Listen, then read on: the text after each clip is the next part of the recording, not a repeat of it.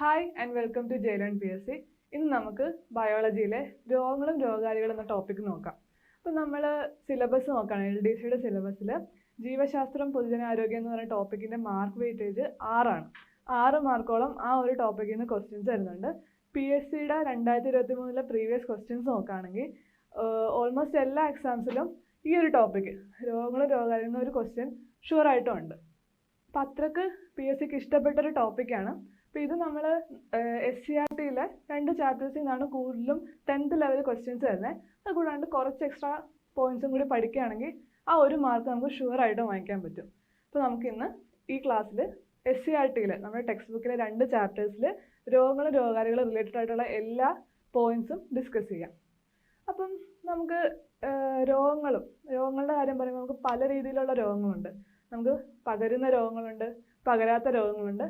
ഈ പകരുന്ന രോഗങ്ങൾ മെയിനായിട്ട് നമുക്കറിയാം ഏതെങ്കിലും ഒരു രോഗകാരി കാണും.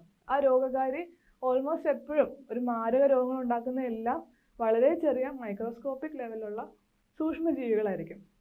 സൂക്ഷ്മജീവികൾ എന്ന് പറയുമ്പോൾ ബാക്ടീരിയ, ഫംഗസ്, വൈറസ് ഇങ്ങനെയുള്ള ജീവികളാണ്.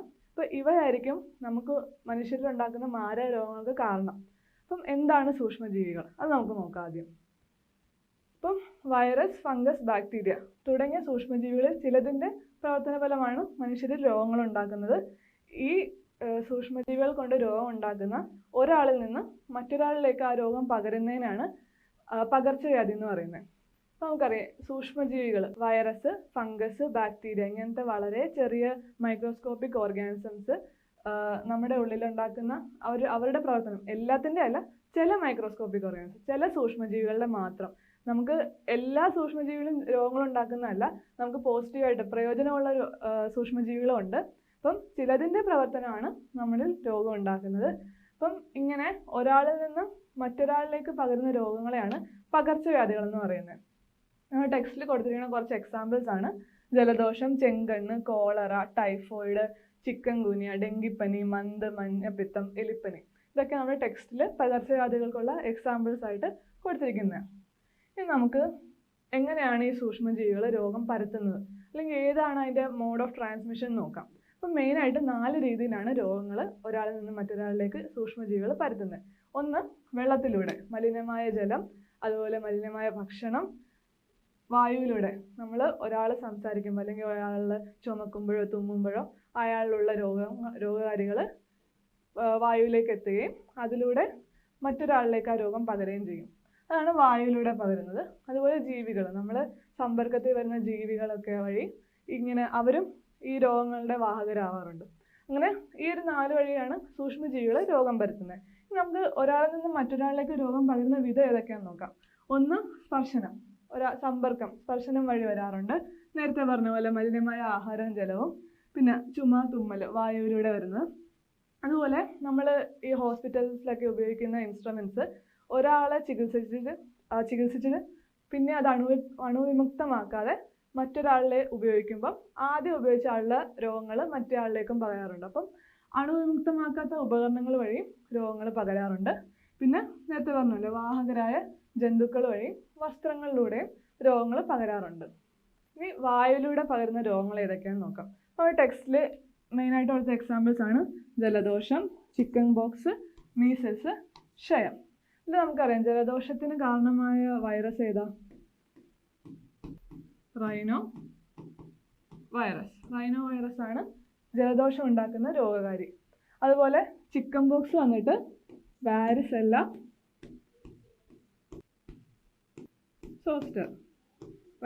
സോസ്റ്റർ വൈറസുകളാണ് ചിക്കൻ ബോക്സിന് കാരണമായത്. അടുത്തത് ക്ഷയം ട്യൂബർക്കുലോസിസ്. അതിനെക്കുറിച്ച് നമ്മൾ ഡീറ്റെയിൽ ആയിട്ട് ക്ലാസ്സിൽ കാണുന്നതായിരിക്കും. അപ്പം അതിന് കാരണം ഒരു ബാക്ടീരിയ ആണ്, അത് മൈക്കോബാക്ടീരിയം ട്യൂബർക്കുലോസിസ്. ഓക്കെ, അപ്പം ഈ വൈറസുകൾ ഓർത്തിരിക്കുക. അടുത്തത് വെള്ളം അല്ലെങ്കിൽ ആഹാരം, മലിനമായ വെള്ളത്തിലൂടെ ആഹാരത്തിലൂടെയൊക്കെ നമ്മളിലേക്ക് എത്തുന്ന രോഗങ്ങളാണ് എലിപ്പനി, ടൈഫോയിഡ്, കോളറ, മഞ്ഞപ്പിത്തം. എലിപ്പനിക്ക് കാരണമായത് എലിപ്പനിക്ക് കാരണം ലെപ്റ്റോസ്പൈറ ബാക്ടീരിയ ആണ്. Typhoid സാൽമണല്ല typhoid.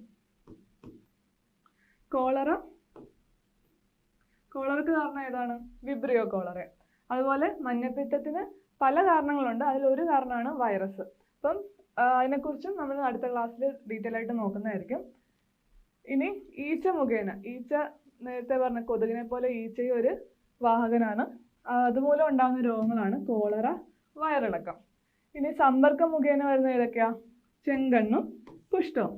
കുഷ്ഠം ലെപ്രസി, ലെപ്രസി കാരണമായത് മൈക്കോബാക്ടീരിയം ലെപ്രെ. മൈക്കോബാക്ടീരിയം ലെപ്രെ എന്ന് പറയുന്ന ഒരു ബാക്ടീരിയ ആണ് കുഷ്ഠത്തിന് കാരണം. അതൊക്കെയാണ് രോഗങ്ങൾ വരുത്തുന്നത്. അതുപോലെ അടുത്ത ഏറ്റവും ഇമ്പോർട്ടൻ്റ് ആയിട്ടുള്ളതാണ് കൊതുക്. കൊതുക് മൂലം വരുത്തുന്ന ഒരുപാട് രോഗങ്ങളുണ്ട്, നമുക്കറിയാം. അതിൽ ഏറ്റവും ഇമ്പോർട്ടൻ്റ് ആയിട്ടുള്ളതാണ് മന്ത്, മലമ്പനി, ഡെങ്കിപ്പനി, ചിക്കൻ ഗുനിയ. ഈ മന്ത് വരുത്തുന്ന കൊതുക് ഏതാണെന്നറിയോ? അതാണ് ക്യൂലെക്സ്. ക്യൂലെക്സ് കൊതുകുകളാണ് മന്ത് വരുത്തുന്നത്. മലമ്പനി വരുത്തുന്ന ഏതാണ്? അനോഫിലസ് കൊതുകുകളാണ് മലമ്പനി വരുത്തുന്നത്. ഡെങ്കിപ്പനിയും ചിക്കൻ ഗുനിയും വരുത്തുന്നത് ഈഡിസ് കൊതുകുകൾ.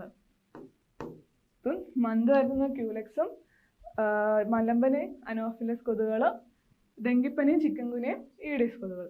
ഇതിൽ മന്ത് ഫൈലേറിയ വിരകളാണ് രോഗകാരികളായി വരുന്നത്. അത് നമ്മൾ പഠിക്കുന്നതായിരിക്കും. ഫൈലേറിയ വിരകളാണ് മന്ത് വരുത്തുന്നത്. മലമ്പനി ഒരു പ്ലാസ്മോഡിയാണ്. പ്ലാസ്മോഡിയം എന്ന് പറയുന്നത് ഒരു പ്രോട്ടോസോവയാണ്. പ്ലാസ്മോഡിയം ഫാൽസിപ്പാരം, ആ പ്രോട്ടോസോവയാണ് മലമ്പനിക്ക് കാരണമായത്. ഡെങ്കിപ്പനിക്ക് കാരണമായത് ഫ്ലാവിൻ റൈബോ virus. Last chikungunya. Chikungunya കാരണമായ വൈറസാണ് ആൽഫ വൈറസ്. ഇത് ചോദിച്ചിട്ടുണ്ട്, പ്രീവിയസ് ക്വസ്റ്റ്യൻ ആണ്. ചിക്കൻ ഗുനിയ കാരണമായ വൈറസ് അത് ആൽഫ വൈറസ് ആണ്. അപ്പോൾ കൊതുകുകൾ ഓർത്തിരിക്കുക, ആൽഫ വൈറസ്. മറ്റു വൈറസുകളും നോക്കി വെക്കുക. അടുത്തത് ഇപ്പോൾ നമുക്ക് മനസ്സിലായി, കൊതുകുകൾ ആണ് നമ്മുടെ പല രോഗങ്ങൾക്കും മുഖ്യമായൊരു കാരണമാണ്. അപ്പം ഈ രോഗങ്ങൾ തടയാനായിട്ട് നമുക്ക് കൊതുകുകൾ പെരുകുന്നത് തടയണം. നമ്മൾ കൊതുകിൻ്റെ ഒരു ലൈഫ് സൈക്കിൾ നോക്കുകയാണെങ്കിൽ അവർ കെട്ടിക്കിടക്കുന്ന വെള്ളം ആ സർഫസിലൊക്കെ ആയിരിക്കും അവർ മുട്ട ഇടുന്നത്. ഈ മുട്ട വിരിയാൻ ഏകദേശം 8 ദിവസം എടുക്കും. അപ്പം കൊതുകിൻ്റെ മുട്ട വിരുന്നത് എത്ര ദിവസം കൊണ്ടാണ്? 8 ദിവസം കൊണ്ടാണ്. അപ്പം അത് തടയാനായിട്ട് നമുക്ക് ചെയ്യാൻ പറ്റുന്നത് എന്താണ്? ഈ കെട്ടിക്കിടക്കുന്ന വെള്ളം അല്ലെ ആ ഒരു സർഫസ് ഒഴിവാക്കാം. അതിന് നമുക്ക് ചുറ്റുപാടും നമ്മുടെ വീടിന് ചുറ്റും പരിസരങ്ങളിലും ഒരുപാട് സ്ഥലങ്ങളുണ്ട്. ചിരട്ട, അങ്ങനെ നമ്മൾ അലക്ഷ്യമായിട്ട് ഉപേക്ഷിച്ച പല വസ്തുക്കളിലും വെള്ളം കെട്ടി നിൽക്കാറുണ്ട്. അപ്പം അത് ഒഴിവാക്കാനായിട്ട് ആഴ്ചയിലൊരിക്കൽ ഈ ഡ്രൈ ഡേ ഒബ്സർവൻസ് ഉണ്ട്. അത് ഉദ്ദേശിക്കുന്നതെന്ന് വെച്ചാൽ ഇങ്ങനെ വെള്ളം കെട്ടി നിൽക്കാൻ സാധ്യതയുള്ള എല്ലാ വസ്തുക്കളെയും ഒഴിവാക്കുക. ആ ഒരു സിറ്റുവേഷൻ ഒഴിവാക്കുന്നതിലൂടെ കൊതുകുകൾ മുട്ടയിട്ട് പെരുകുന്നത് നമുക്ക് തടയാൻ പറ്റും. അതായത് കൊതുക് മുട്ടയിടാൻ സാധ്യതയുള്ള ചിരട്ട, കളിപ്പാട്ടങ്ങൾ, പ്ലാസ്റ്റിക് പാത്രങ്ങൾ, മുട്ടത്തോട് തുടങ്ങിയവയിലും ചെടിച്ചട്ടിക്കടിയിലെ പാത്രം, ടെറസ് തുടങ്ങിയ സ്ഥലങ്ങളിലെയും കെട്ടി നിൽക്കുന്ന ജലം ആഴ്ചയിലൊരിക്കൽ ഒഴിവാക്കുന്നതാണ് ഡ്രൈ ഡേ ഒബ്സർവൻസ്. ഇത് നമ്മുടെ ടെക്സ്റ്റിൽ പറഞ്ഞിട്ടുള്ളൊരു പോയിന്റാണ്. അടുത്തത്, നമ്മൾ ഇത്രയും നേരം സൂക്ഷ്മജീവികൾ അല്ലെങ്കിൽ ആ ഒരു മൈക്രോസ്കോപ്പിക് ഓർഗാനിസംസിൻ്റെ അല്ലെങ്കിൽ മൈക്രോ ഓർഗാനിസംസിൻ്റെ പ്രശ്നങ്ങളാണ് പറഞ്ഞത്. രോഗങ്ങൾ, അവർ കാരണം നമുക്കുള്ള പ്രശ്നങ്ങളാണ് നമ്മൾ പറഞ്ഞത്. ഇനി ഞാൻ നേരത്തെ പറഞ്ഞ പോലെ എല്ലാ സൂക്ഷ്മജീവികളും രോഗകാരികളല്ല. ചിലത് നമുക്ക് പ്രയോജനമുള്ള കാര്യങ്ങളും ചെയ്യുന്നുണ്ട്. ഇപ്പോൾ ഉദാഹരണത്തിന് പറയുകയാണെങ്കിൽ നമ്മുടെ ഭൂമിയിലുള്ള വേസ്റ്റ് മെറ്റീരിയൽസ് ഡീകമ്പോസ് ചെയ്ത് മണ്ണിൽ അലിയിക്കുന്നത് ഈ സൂക്ഷ്മജീവികളാണ്. അതുപോലെ ഒരുപാട് പ്രയോജനങ്ങളുണ്ട്. അതിൽ കുറച്ച് നമുക്ക് നോക്കാം. ആദ്യത്തെയാണ് പാല് തൈരാക്കുന്നത്. നമുക്കറിയാം പാല് തൈരാകുന്നത് സൂക്ഷ്മജീവികളുടെ ഒരു പ്രവർത്തനം കൊണ്ടാണ്. ഒരു ബാക്ടീരിയ അവിടെ പ്രവർത്തിക്കുന്നുണ്ടെന്ന് നമുക്കറിയാം. അതുപോലെ അരിമാവ് ഒളിപ്പിക്കുന്നു. പിന്നെ റൈസോബിയം ബാക്ടീരിയാസ് നമ്മുടെ അന്തരീക്ഷത്തിലെ നൈട്രജൻ ഫിക്സേഷൻ ചെയ്യുന്ന, അന്തരീക്ഷത്തിലെ നൈട്രജൻ പ്ലാന്റ്സിന് ഉപയോഗിക്കാവുന്ന രീതിയിലേക്ക് കൺവേർട്ട് ചെയ്ത് മണ്ണിലേക്ക് എത്തിക്കുന്നതാണ് ഈ റൈസോബിയം ബാക്ടീരിയാസ്. അപ്പം അന്തരീക്ഷ നൈട്രജനെ സസ്യങ്ങൾക്ക് ഉപയോഗിക്കാവുന്ന രീതിയിൽ ലവണങ്ങളാക്കി മാറ്റി മണ്ണിൽ ചേർക്കുന്നതാണ്. അതും സൂക്ഷ്മജീവികളുടെ ഒരു പ്രവർത്തനമാണ്. പിന്നെ നേരത്തെ പറഞ്ഞ പോലെ വിസർജ്യങ്ങൾ വിഘടിപ്പിച്ച് മണ്ണിൽ ചേർക്കുന്നു. നമ്മുടെ കുറേ ഇൻഡസ്ട്രീസിലും ഈ മൈക്രോ ഓർഗാനിസംസ് യൂസ് ചെയ്യാറുണ്ട്. ഒന്ന് പാലുൽപ്പന്നങ്ങൾ, വിനാഗിരി, ചണം, പുകയില, അങ്ങനെ ഒത്തിരി ഇൻഡസ്ട്രീസിൽ ഒരു ഇമ്പോർട്ടൻ്റ് റോള് സൂക്ഷ്മജീവികൾക്കുണ്ട്. ഇനി അടുത്ത നമുക്ക് സൂപ്പർ ബഗ് എന്താന്ന് നോക്കാം. അപ്പം സൂപ്പർ ബഗ് എന്ന് പറയുന്നത് നമുക്ക് അറിയാം, കടലിൽ കപ്പലുകളൊക്കെ പോകുമ്പോൾ അതിൽ നിന്ന് എണ്ണ ചോർച്ച ഉണ്ടാകാറുണ്ട്, ഓയിൽ സ്പിൽ. ഇത് കടൽ മലിനമാക്കുകയും കടൽ ജീവികളുടെ ലൈഫിനെ അഫക്റ്റ് ചെയ്യുകയൊക്കെ ചെയ്യും. അപ്പോൾ ഇത് ഒഴിവാക്കാനായിട്ട് ഡെവലപ്പ് ചെയ്ത ഒരു മൈക്രോസ്കോപ്പിക് ഓർഗാനിസം അല്ലെങ്കിൽ ഒരു ജനറ്റിക്കലി മോഡിഫൈഡ് ആയിട്ടുള്ള ഒരു ഓർഗാനിസം ആണ് സൂപ്പർ ബഗ്. ഇതൊരു ബാക്ടീരിയ ആണ്. ഈ സൂപ്പർ ബഗ് ചെയ്യുന്നത് എന്താണെന്ന് വെച്ചാൽ ഈ കാണുന്ന OSPs എല്ലാം ഭക്ഷിക്കുകയും അതിലൂടെ ഈ കടലിൻ്റെ മാലിന്യം ഒഴിവാക്കുകയും ചെയ്യും. അപ്പോൾ ഇത് ഡെവലപ്പ് ചെയ്തത് ഒരു ഇന്ത്യൻ വംശജനായ ശാസ്ത്രജ്ഞനാണ്. അദ്ദേഹത്തിൻ്റെ പേരാണ് ആനന്ദ് മോഹൻ ചക്രവർത്തി. അപ്പോൾ കപ്പലുകളിൽ നിന്നുണ്ടാകുന്ന എണ്ണച്ചോർച്ച മൂലം കടൽ മലിനമാവുന്നത് തടയാനായി എണ്ണ ഭക്ഷിക്കുന്ന സൂപ്പർ ബഗ് എന്ന ബാക്ടീരിയകളെ ഉപയോഗപ്പെടുത്തുന്നു. അത് ഈ ബാക്ടീരിയയെ ജനിതക എഞ്ചിനീയറിംഗിലൂടെ വികസിപ്പിച്ചെടുത്ത ഇന്ത്യൻ വംശജനായ ശാസ്ത്രജ്ഞൻ്റെ പേരാണ് ആനന്ദ് മോഹൻ ചക്രവർത്തി. ഇത് ചോദിച്ചിട്ടുണ്ട്, പ്രീവിയസ് ക്വസ്റ്റ്യൻ ആണ് അത്. ഓക്കെ, അപ്പോൾ നമുക്കിനി ബാക്ടീരിയ മൂലം ഉണ്ടാകുന്ന, അപ്പോൾ ഓരോ സൂക്ഷ്മജീവികളിൽ ഫസ്റ്റ് ബാക്ടീരിയ കൊണ്ടുണ്ടാകുന്ന രോഗങ്ങൾ നോക്കാം. അതിന് മുമ്പ് നമുക്ക് ബാക്ടീരിയ എന്താണെന്ന് മനസ്സിലാക്കാം. ബാക്ടീരിയ എന്ന് പറയുന്നത് ഒരു പ്രോകാരിയോട്ടാണ്. നമുക്കറിയാം ഓർഗാനിസംസ് രണ്ട് തരത്തിലുണ്ട്, പ്രോകാരിയോട്ട്സ് ഉണ്ട്, യൂകാരിയോട്ട്സ് ഉണ്ട്. പ്രോകാരിയോട്ട്സ് എന്ന് പറഞ്ഞാൽ അവരുടെ കോശങ്ങളിൽ വ്യക്തമായ ന്യൂക്ലിയസോ ഓർഗനൽസോ ഉണ്ടായിരിക്കില്ല. അങ്ങനെയുള്ള ജീവികളെയാണ് പ്രോകാരിയോട്ട്സ് എന്ന് പറയുന്നത്. അപ്പോൾ ബാക്ടീരിയ ഒരു പ്രോകാരിയോട്ടാണ്. ഇവ ശരീരത്തിനുള്ളിൽ പ്രവേശിച്ചു കഴിഞ്ഞാൽ ബൈഫർക്കേഷൻ വഴി മൾട്ടിപ്ലൈ ചെയ്യും, വല്ലാണ്ട് പെരുകുകയും, അതായത് ദ്വിവിഭജനത്തിലൂടെ പെരുകും. അങ്ങനെ നമ്മുടെ ശരീരത്തിനുള്ളിൽ ഇത് പെരുകി കുറേ ടോക്സിൻസ് പ്രൊഡ്യൂസ് ചെയ്യും. ആ ടോക്സിൻസ് ആണ് നമുക്ക് രോഗങ്ങളും മറ്റ് പ്രശ്നങ്ങളും ഉണ്ടാക്കുന്നത്. അപ്പം ഇവ ഉൽപ്പാദിപ്പിക്കുന്ന ടോക്സിനുകൾ കോശങ്ങളെ നശിപ്പിക്കുകയും രോഗമുണ്ടാക്കുകയും ചെയ്യുന്നു. നമുക്ക് ഓരോ ബാക്ടീരിയൽ രോഗങ്ങൾ എക്സാമ്പിൾസോടെ നോക്കാം. ആദ്യത്തെയാണ് എലിപ്പനി. എലിപ്പനി ഉണ്ടാക്കുന്ന രോഗകാരിയാണ് ലെപ്റ്റോസ്പൈറ ബാക്ടീരിയ. ഈ ഒരു എലിപ്പനിക്ക് കാരണമായ രോഗകാരി ഏതാണ് എന്നും ചോദിച്ചിട്ടുണ്ട്. അതുപോലെ ഏത് രോഗാണുവാണ് എലിപ്പനി ഉണ്ടാക്കുന്നതെന്ന് ചോദിച്ചിട്ടുണ്ട്. അതായത് ലെപ്റ്റോസ്പൈറ ബാക്ടീരിയ എന്ന് പറഞ്ഞ ബാക്ടീരിയയുടെ പേരും ചോദിച്ചിട്ടുണ്ട്, ബാക്ടീരിയൽ ഡിസീസ് ആണോ അങ്ങനെയും ചോദിച്ചിട്ടുണ്ട്. രണ്ട് രീതിയിലും PSC ഒരു എലിപ്പനി റിലേറ്റഡ് ആയിട്ട് ചോദിച്ചിട്ടുണ്ട്. അപ്പോൾ ഇത് ഭയങ്കര ഇമ്പോർട്ടൻ്റാണ്, ലെപ്റ്റോസ്പൈറ ബാക്ടീരിയ. അതുപോലെ എലിപ്പനി ഉണ്ടാകുന്നത് എങ്ങനെയാണെന്ന് വെച്ചാൽ എലി അതുപോലെ നായ്ക്കളുടെ ഉള്ളിൽ ഈ ഒരു ബാക്ടീരിയ ഉണ്ടാവും. അവ മൂത്രത്തിലൂടെ കെട്ടിക്കിടക്കുന്ന വെള്ളം ഈർപ്പത്തിലേക്കൊക്കെ എത്തുകയും അവിടെ നിലനിൽക്കുകയും ചെയ്യും.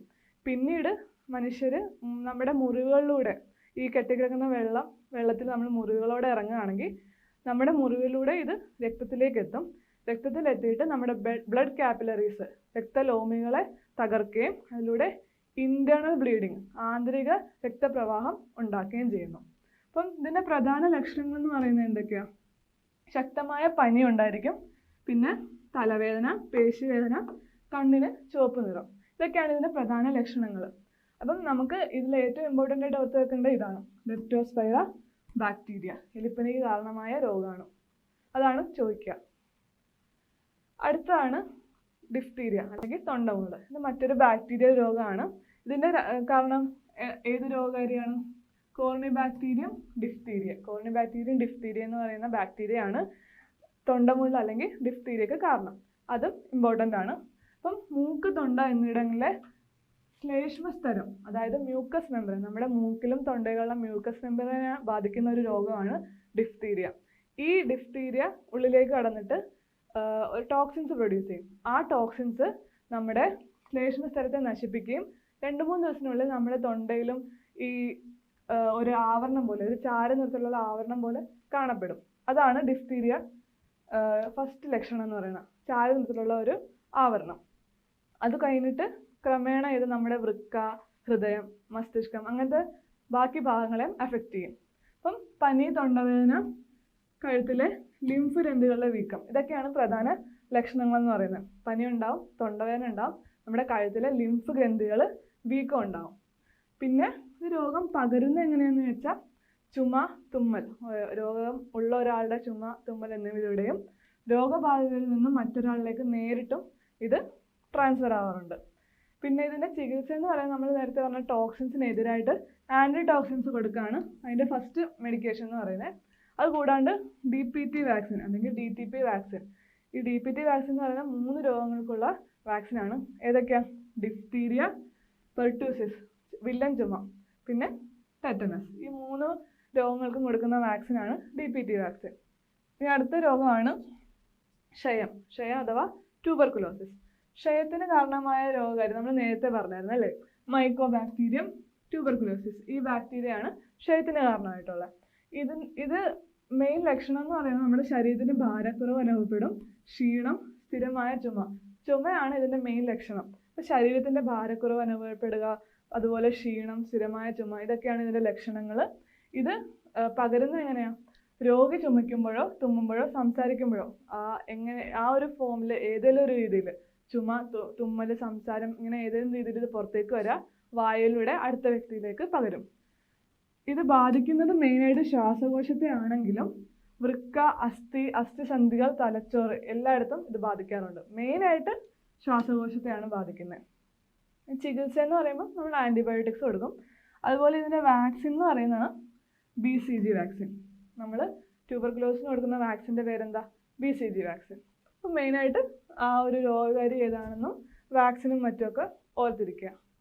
അടുത്തത് നമ്മൾ ബാക്ടീരിയ കൊണ്ടുള്ള മെയിനായിട്ട് ടെക്സ്റ്റിലുള്ള എല്ലാ രോഗങ്ങളും നോക്കിയിട്ടുണ്ട്. അത് കൂടാണ്ട് മറ്റ് ബാക്ടീരിയ രോഗങ്ങൾ ഏതൊക്കെയാണെന്ന് നോക്കാം. ഒന്ന് വില്ലൻ ചുമ, പെർട്ടൂസിസ്, നേരത്തെ പറഞ്ഞ. ടോൺസിലൈറ്റിസ് ഉണ്ട്, കുഷ്ഠം, ലെപ്രസി. അതിൻ്റെ ബാക്ടീരിയ ഏതായിരുന്നു? മൈക്കോബാക്ടീരിയം ലെപ്രൈ. അതുപോലെ അതിസാരം, കോളറ കോസിങ് ബാക്ടീരിയ ഏതാ? Vibrio cholerae. പിന്നെ ടൈഫോയിഡ്, ടെറ്റനസ്, ആന്ത്രാക്സ്, പ്ലേഗ്. അതിൽ ടെറ്റനസ് ഉണ്ടാക്കുന്ന ബാക്ടീരിയ ആണ് ക്ലോസ്ട്രീഡിയം ടെറ്റനി. അടുത്ത നമ്മൾ വൈറസിലേക്ക് കടക്കാണ്. വൈറസ് രോഗങ്ങൾ ഏതൊക്കെയാണെന്ന് നോക്കാം. അപ്പോൾ അതിനു മുമ്പ് നമുക്ക് വൈറസ് എന്താണെന്ന് നോക്കാം. വൈറസ് എന്താണെന്നും അതിൻ്റെ ഒരു സ്റ്റേറ്റ്മെൻറ്റ് രീതിയിൽ ചോദിച്ചു കണ്ടിട്ടുണ്ട്. അപ്പോൾ വൈറസ് എന്ന് പറയുന്ന ഒരു പ്രോട്ടീൻ ആവരണത്തിനുള്ളിൽ വരുന്ന DNA അല്ലെങ്കിൽ RNA, ഇതിലേതെങ്കിലും ഒന്നായിരിക്കും. അത്ര സിമ്പിൾ ആയിട്ടുള്ള സ്ട്രക്ചറിനെയാണ് നമ്മൾ വൈറസ് എന്ന് പറയുന്നത്. വൈറസ് എക്സ്റ്റേണൽ എൻവയോൺമെൻറ്റിൽ നിർജ്ജീവമായിരിക്കും, അത് ആക്റ്റീവ് ആയിരിക്കില്ല. അതൊരു ശരീരത്തിലേക്ക്, ആ ശരീരം എന്ന് പറയുന്നത് മനുഷ്യ ശരീരമാവാം, ജന്തുക്കളുടെ ആവാം, സസ്യങ്ങളുടെ ആവാം. അതുകൂടാണ്ട് ബാക്ടീരിയ, വളരെ ചെറിയ സൂക്ഷ്മജീവികളിൽ വരെ വൈറസ് ഉള്ളിലേക്ക് കടന്നു കഴിഞ്ഞാൽ അവരുടെ ജനറ്റിക് മെറ്റീരിയൽസ് യൂസ് ചെയ്ത് ഇത് പെരുകും. അതാണ് വൈറസിൻ്റെ ഒരു രീതി. അപ്പം ഇങ്ങനെ ഉണ്ടാകുന്ന സമയത്ത് അത് പ്രൊഡ്യൂസ് ചെയ്യുന്ന ടോക്സിൻസ് നമുക്ക് പ്രശ്നങ്ങളുണ്ടാക്കും, രോഗങ്ങളുണ്ടാക്കും. അതുകൂടാണ്ട് ഇത് ആ നമ്മുടെ ഉള്ളിലെ ശരീരത്തിലുള്ള കോശങ്ങളെ തകർക്കുകയും ചെയ്യും. അപ്പം പ്രോട്ടീൻ ആവരണത്തിലുള്ള DNA അല്ലെങ്കിൽ RNA തന്മാത്രകളെ ഉൾക്കൊള്ളുന്ന ലഘുഘടനയാണ് വൈറസ്. ഇനി സാധാരണ ജീവകോശങ്ങളിലുള്ള കോശാംഗങ്ങൾ വൈറസിനില്ല. നമ്മുടെ സാധാരണ കോശങ്ങളിൽ കാണുന്ന ഒരു തരത്തിലുള്ള കോശാംഗങ്ങളും വൈറസിലുണ്ടാവില്ല. ആകെപ്പാടെ ഒരു DNA, ആ ഒരു പ്രോട്ടീൻ ആവരണം മാത്രം ഉണ്ടാവും. ആതിഥേയ കോശങ്ങളുടെ ജനിതക സംവിധാനം, നമ്മുടെ ഏത് ഒരു ബോഡിയിലേക്കാണ് ഇത് കയറുന്നത്, അതിലെ സെൽസിൻ്റെ ജനറ്റിക് മെറ്റീരിയൽസ്, ജനിതക സംവിധാനത്തെ ഉപയോഗപ്പെടുത്തിയാണ് വൈറസുകൾ പെരുകുന്നത്. അതുപോലെ മനുഷ്യരെ മാത്രമല്ല, സസ്യങ്ങളെ, മറ്റ് ജന്തുക്കളെയും ബാക്ടീരിയ പോലുള്ള സൂക്ഷ്മജീവികളെയും വൈറസുകൾ ബാധിക്കാറുണ്ട്. നമുക്ക് ഓരോ വൈറസ് രോഗങ്ങൾ നോക്കാം. ആദ്യത്തെയാണ് എയ്ഡ്സ്. എയ്ഡ്സിൻ്റെ ഫുൾ ഫോം എന്താ? Acquired immuno deficiency syndrome. അത് ചോദിക്കാൻ ചാൻസ് ഉള്ളതാണ്, അക്വയർഡ് ഇമ്മ്യൂണോ ഡെഫിഷ്യൻസി സിൻഡ്രോം. അതുപോലെ എയ്ഡ്സിന് കാരണമായ വൈറസ് ഏതാണ്? HIV വൈറസ്, അതായത് human immuno deficiency virus. HIV വൈറസിനെ ഫുൾ ഫോം ചോദിക്കാൻ സാധ്യതയുണ്ട്, ഹ്യൂമൻ ഇമ്മ്യൂണോ ഡെഫിഷ്യൻസി വൈറസ്. അപ്പം ശരീരത്തിൻ്റെ രോഗപ്രതിരോധ ശേഷിക്ക് കാരണമായ ലിംഫോസൈറ്റ്സ് എന്ന സെൽസ്, അതിനെയാണ് HIV വൈറസ് അറ്റാക്ക് ചെയ്യുന്നത്. അതിൻ്റെ ജനിതക മെറ്റീരിയൽസ് ഉപയോഗിച്ച് ഈ HIV ആ ഒരു വൈറസ് പെരുകും. അങ്ങനെ നമ്മുടെ ശരീരത്തിലുള്ള ലിംഫോസൈറ്റ്സ് നശിക്കപ്പെടും. ഇങ്ങനെ ലിംഫോസൈറ്റ്സ് നശിക്കുമ്പോൾ എന്താ സംഭവിക്കുക? നമ്മുടെ രോഗപ്രതിരോധ ശേഷി കുറയും. അങ്ങനെ രോഗപ്രതിരോധ ശേഷി കുറയുമ്പം ശരീരത്തിൽ രോഗങ്ങൾ ബാധിക്കും, മാരകമായ രോഗങ്ങൾ ബാധിക്കും. അതാണ് എയ്ഡ്സിനെ ഒരു ഡെഡ്ലി ഡിസീസായിട്ട് മാറ്റുന്നത്. അപ്പം ശരീരത്തിന് രോഗപ്രതിരോധ ശേഷി നൽകുന്ന ലിംഫോസൈറ്റുകളുടെ ജനിതക സംവിധാനം ഉപയോഗിച്ച് HIV പെരുകുന്നു. തന്മൂലം ലിംഫോസൈറ്റുകളുടെ എണ്ണം ഗണ്യമായി കുറഞ്ഞ് ശരീരത്തിൻ്റെ രോഗപ്രതിരോധ ശേഷി തകരാറിലാകുന്നു. ഈ സന്ദർഭത്തിൽ ശരീരത്തെ ബാധിക്കുന്ന വിവിധ രോഗാണുക്കളാണ് എയ്ഡ്സ് എന്ന അവസ്ഥയെ മാരകമാക്കുന്നത്. അതാണ് എയ്ഡ്സിനെ കുറിച്ച് പറയാനുള്ള.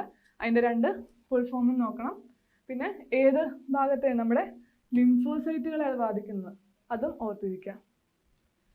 അടുത്തത് എങ്ങനെയാണ് നമ്മുടെ എയ്ഡ്സ് പകരുന്നത്, എങ്ങനെയാണ് ഒരാളിൽ നിന്ന് മറ്റൊരാളിലേക്ക് എയ്ഡ്സ് പകരുന്നത് എങ്ങനെയാണെന്ന് നോക്കാം.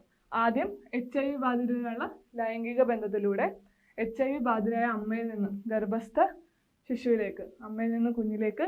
അതുപോലെ HIV ഘടകങ്ങളുള്ള സൂചിയോ സിറിഞ്ചോ, നമ്മൾ അണുവിമുക്തമാക്കാത്ത അല്ലെങ്കിൽ സിറിഞ്ചുകളിലൂടെ നമ്മൾ ബ്ലഡ് ട്രാൻസ്ഫർ ഒക്കെ നടത്തുമ്പം സിറിഞ്ചുകളിലൂടെയും അതുപോലെ HIV അടങ്ങിയ രക്തം, ഒരു HIV പേഷ്യൻ്റെ രക്തമോ അല്ലെങ്കിൽ ഓർഗനോ ട്രാൻസ്പ്ലാന്റ് ചെയ്യുമ്പം അങ്ങനെയും എയ്ഡ്സ് പകരും. അപ്പോൾ ഇതൊക്കെയാ ലൈംഗിക ബന്ധത്തിലൂടെ അമ്മയിൽ നിന്ന് ഗർഭസ്ഥ ശിശുവിലേക്ക് സൂചിയും സിറിഞ്ചുകളും വഴി പിന്നെ രക്തവും അവയവവും സ്വീകരിക്കുന്നതിലൂടെ ഇങ്ങനെയാണ് എയ്ഡ്സ് പകരുന്നത്. അപ്പം എയ്ഡ്സ് എന്ന രോഗത്തെപ്പറ്റി ഒത്തിരി സ്റ്റിഗ്മകൾ ഉള്ളതുകൊണ്ട് നമ്മൾ എയ്ഡ്സ് പകരാത്ത രീതി ഏതൊക്കെയാണെന്നും കൂടി നോക്കാം. ഒരിക്കലും എയ്ഡ്സ് സ്പർശനത്തിലൂടെയോ ഹസ്തദാനം, ചുമ, തുമ്മൽ ഇങ്ങനെയൊന്നും പകരത്തില്ല. അതുപോലെ കൊതുക്, ഈച്ച തുടങ്ങിയ പ്രാണികളിലൂടെയും പകരില്ല. ഒരുമിച്ച് താമസിക്കുക, ആഹാരം പങ്കിടുക അങ്ങനെയൊന്നും എയ്ഡ്സ് വരില്ല. അതേപോലെ ഒരേ ശൗചാലയം ഉപയോഗിച്ചാലോ ഒരേ കുളത്തിൽ കുളിക്കുന്നതിലൂടെ ഒന്നും എയ്ഡ്സ് പകരില്ല. അടുത്തതാണ് ഹെപ്പറ്റൈറ്റിസ്, മഞ്ഞപ്പിത്തം.